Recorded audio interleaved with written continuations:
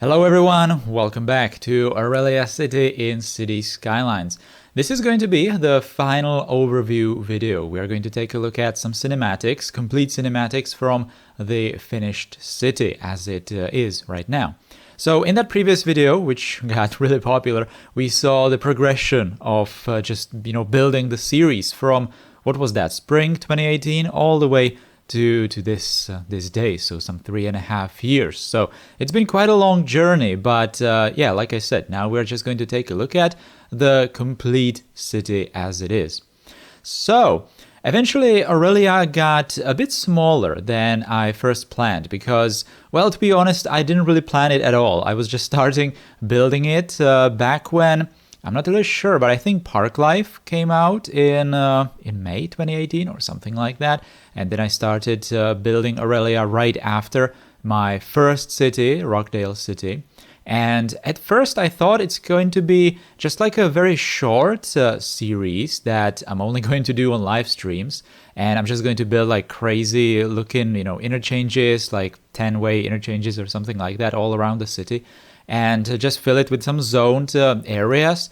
But then I, started thinking that it's probably going to be a bit more complicated than that, because when I was first building that super interchange, which was the start of the series, you could have seen that in the first episode, then it was really long. It really took a long time, and I figured that it's just going to be kind of a waste if I just, waste it on some kind of a meme series, right? So yeah, that's how Aurelia was born, with the first, road infrastructure, highway infrastructure, which was really complicated, and I just didn't want to waste it. So eventually just built the rest of the city around it. That's pretty much how it was. But this means that I didn't really plan it. I didn't plan it at all. I started building on the map, the Mountain Meadows map, which actually came with the Park Life DLC. I really liked how it looked. It was definitely much better looking than the complete vanilla maps back in the day.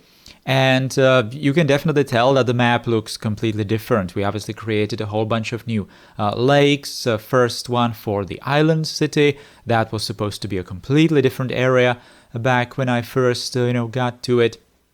And we also filled a whole bunch of different places on the map with just some kind of easy projects, like the big park in the center of the city and the airport, basically, even though the airport was not that easy.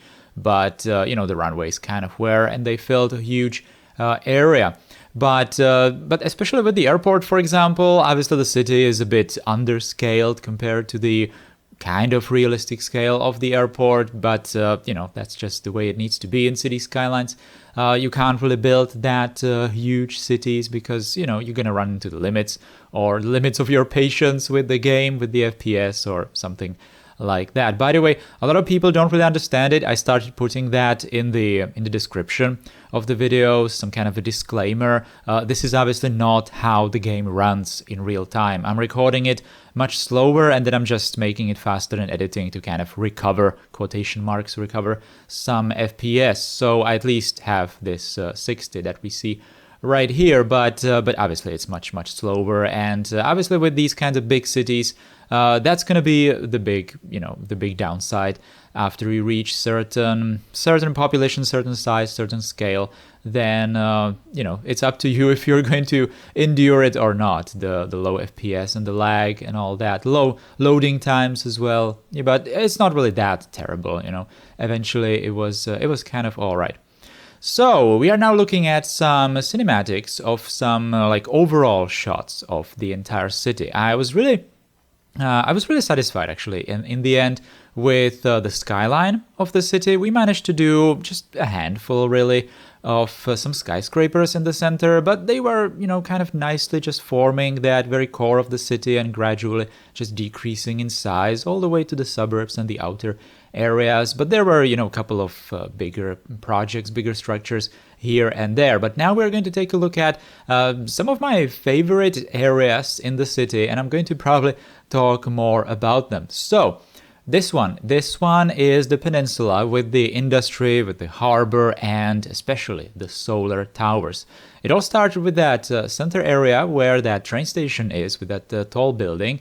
Then I built the industrial zone, harbor, and the solar towers. And this was kind of towards the end of the series, and I was already struggling to find some inspiration, to find some ideas. So this place definitely isn't like super high density, but eventually it's probably one of my favorite places of the city, definitely thanks to the solar towers, but overall just the area kind of looks nice. It was definitely a good decision to create that second lake, to just fill that place with something where I don't need to build, even though it might have as well have been some kind of farmlands or something like that, but definitely not city.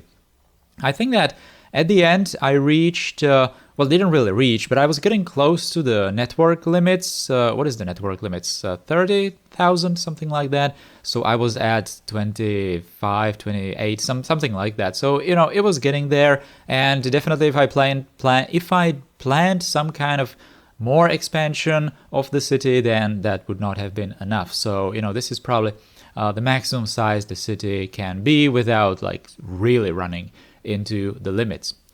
Well, anyway, this place is where I first started doing some kind of like vertical industrial areas, and I didn't really do it that much, and I think I would really like to continue that with some future series. By the way, that's kind of leading me to mentioning the other plans for my next city, because Aurelia is like a futuristic city, yeah, and the style, or the ideas, or well, not really the ideas, but just the overall combinations of things that I can do, that's definitely not depleted yet at all. That's probably never going to be anyway, because the futuristic style is something where you can do things really, really freely. You can just do whatever you want, right? Because you can just mash together all kinds of buildings. I suppose the only limitation with this style is that you can't really do that many of those really old assets in the workshop, and there are a lot of them. But apart from that, you basically have no limitations. You can do absolutely anything, which is kind of illustrated by, for example, this cargo harbor that we did some time ago already. It's unfortunately just a decoration, but I don't really want to talk about it like as just the decoration. A lot of people seem to be always asking like, is it working? If it's just a decoration, it's kind of like inferior or something. But I don't really think about it that way. Obviously, I wouldn't be building it otherwise. I think I was actually talking about that in that very episode for that cargo harbor, that in certain ways I'm kind of considering City Skylines to be like a virtual substitution for like model building in real life. And, City Skylines is just perfect for that. A lot of people asked me, why am I just not building this in Blender or something? Why am I just, bothering with City Skylines? But obviously in Blender, I would have to just create all of this from scratch. So that's not exactly how it would work. And I would not have all the vehicles and people just moving around the city. So I kind of do want to have the gameplay still present, because it's just making the city a bit more alive, although I am turning off some, gameplay features of the game, because they are just flat out annoying if you are trying to create something that's just looking good or kind of working even realistically, because the gameplay of City Skylines is just not realistic that much. Now, a couple of more favorite places. So there, for example, you could have seen, and that was actually already a really old project, that boat lift. And I made it kind of animated, at least in cinematics, when I was making that lift actually go up and down in the cinematics. You could have seen that in the video. Now that I think about it, I'm probably going to add in editing numbers of episodes here in the cinematics, so that you can kind of go back and just see the progress of how some of these projects were made, and obviously see some more detailed cinematics, because here we are just moving a bit faster through the series, through the city. Now, the island city area, that was a really interesting project, especially when it comes to the planning, like before building it. Now, it was a really long time ago. I just finished building, I think, the outline, or just decided on the size of the big park. And then I needed to create some kind of like a residential area, like a suburb or something.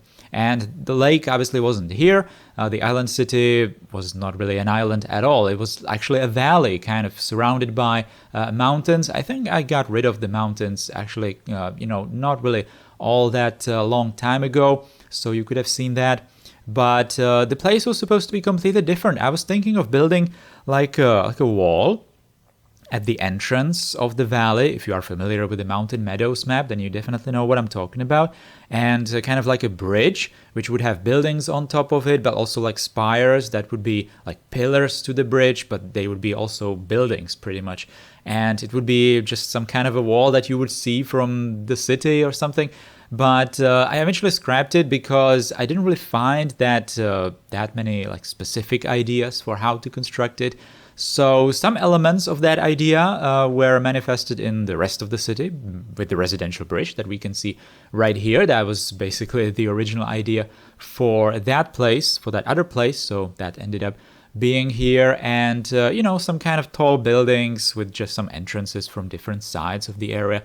That's like a theme that's reoccurring in the rest of the city. So kind of interesting how these plans completely changed. And that kind of leads me back to saying and probably mentioning like an advice, I suppose. If you are planning some kind of a detailed city, definitely do take the time to plan it in advance, because in Aurelia it was actually a bit of a struggle to not know exactly where some of the city areas are going to be, and also how big the city is going to be. Definitely keep in mind right from the start that you are not going to be able to recreate like a one-to-one some kind of big city in real life, because that's just not going to happen, with the limits and everything.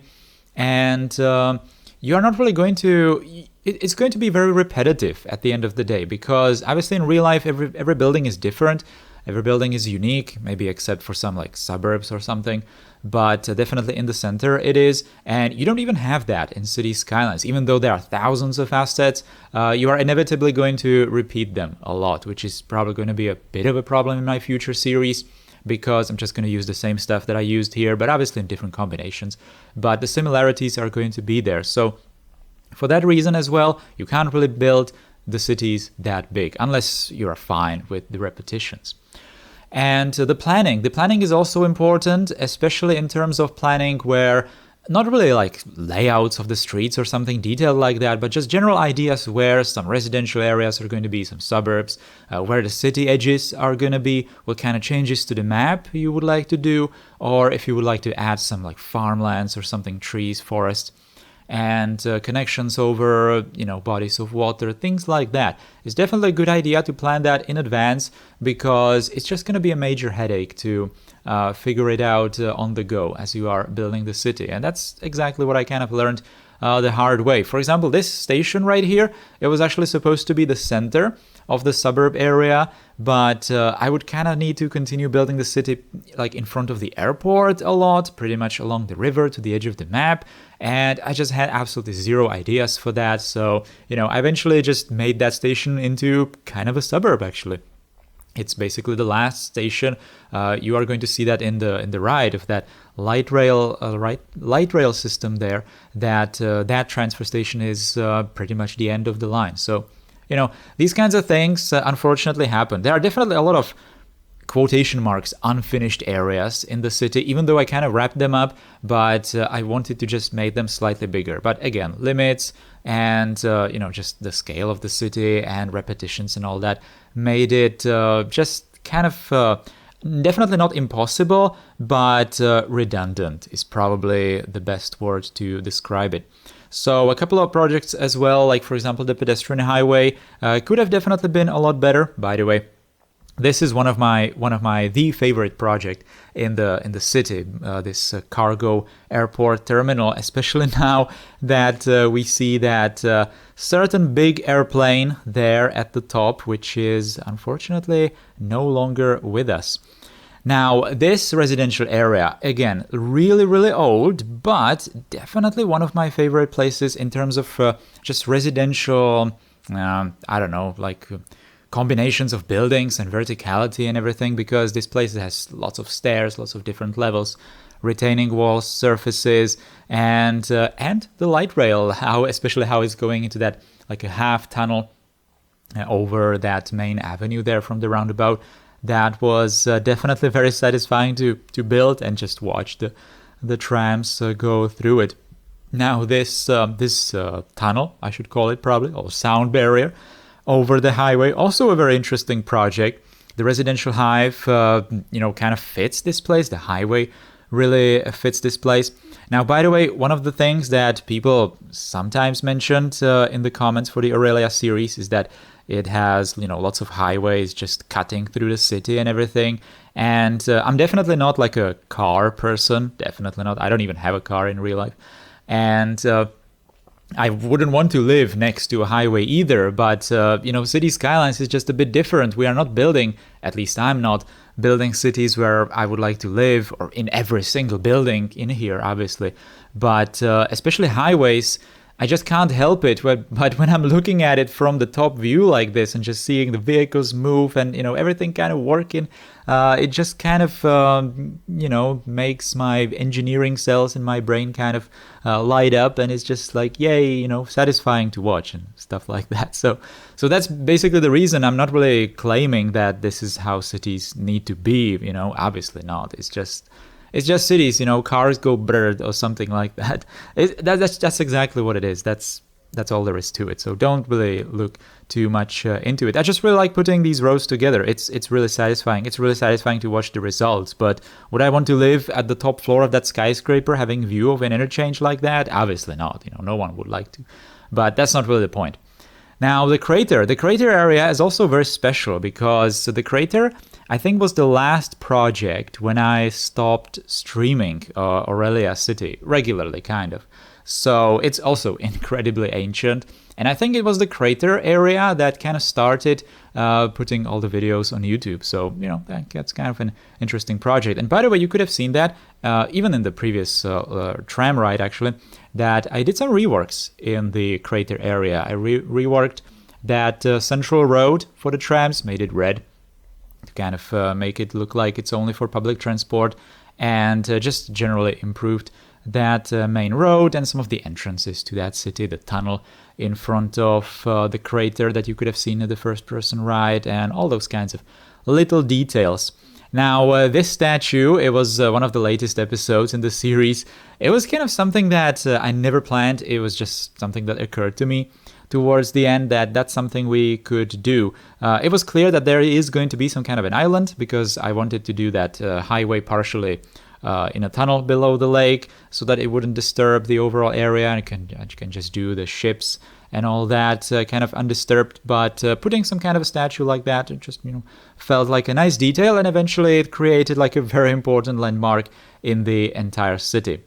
And we are just going to end this overview with, where it started. And this is exactly what I was saying.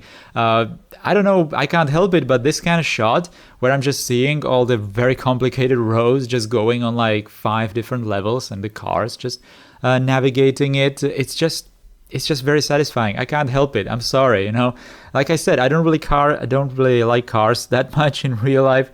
Don't really like roads, but doing that in City Skylines is just completely different. It's just really, really satisfying watching it. And to be honest, I didn't really start with road infrastructure or highways or anything like that in the new series. We're actually going to start with public infrastructure a lot, like public transport infrastructure, trains. We're going to build like a huge train station at the start as well. So that's going to be a bit different, but I definitely don't want to completely forget about doing the highways. And obviously we now have much better tools for building highways. We have the node control, intersection marking tools, CSUR, all that kind of stuff.